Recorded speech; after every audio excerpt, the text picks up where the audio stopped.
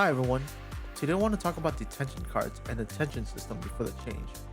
If you didn't know, in update version 1.0.10, they're removing the tension cost from almost all tension cards. Version 1.0.10 will also add a synergy icon and a sort and filter option for tension card effects. I'll link the update notes in the description. You might be asking, what's the point in making this video if they're already making changes?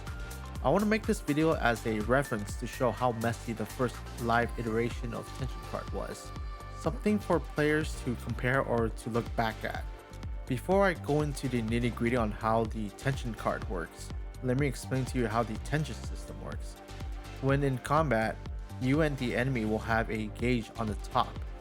Each gauge will have 3 bars, which I'm going to call it Phase 1, Phase 2, and Phase EX. To get into Phase 1, you need 100 points. To get into Phase 2, you need a total of 200 points, and Phase EX needs a total of 300 points. Your enemy's tension will rise slowly as the battle prolongs, and will rise more whenever you get hit. In the game's tooltip, it says when the enemy's tension increases, it gets more aggressive. I personally cannot tell if they're getting more aggressive at Phase 1 and Phase 2. If the enemy hit Phase 3, their attack frequency increases and sometimes they'll have new attack patterns or new mechanics. Something interesting I've noticed is that if your AI teammates get hit, the enemy's tension bar does not spike up.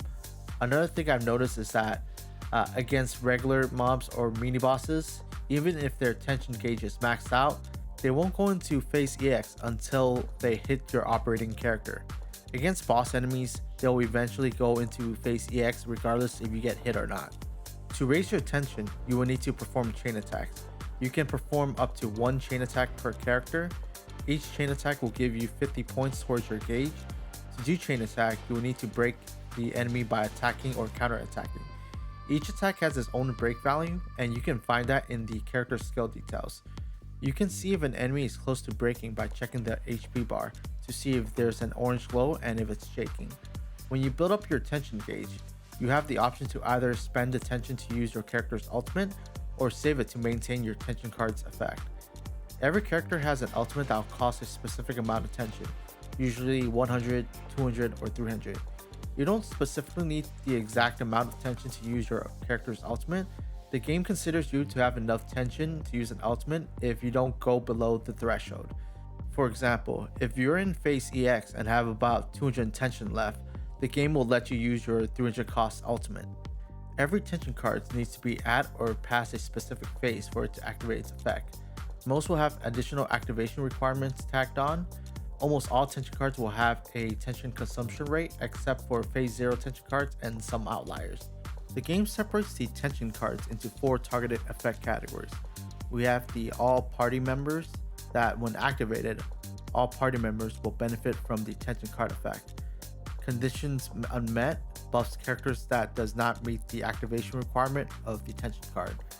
Condition met buffs character that meets the tension card requirements. And we have special condition, which looks like all tension cards that does not fall into the other 3 categories will fall under special conditions. Looking at all my testings, the tension consumption rate listed on the card's effect details for tension cards under condition unmet, condition met, and special conditions categories are correct. The tension cards that falls under the all party members category consumption rates are not correct. I recorded some footages and will be using Painful Swing as an example. Painful Swing states that when the card is active, it'll consume 30 tensions. The description is wrong. It actually consumes 30 tensions per character in your party. So if you have a full party, it'll consume a total of 90 tensions.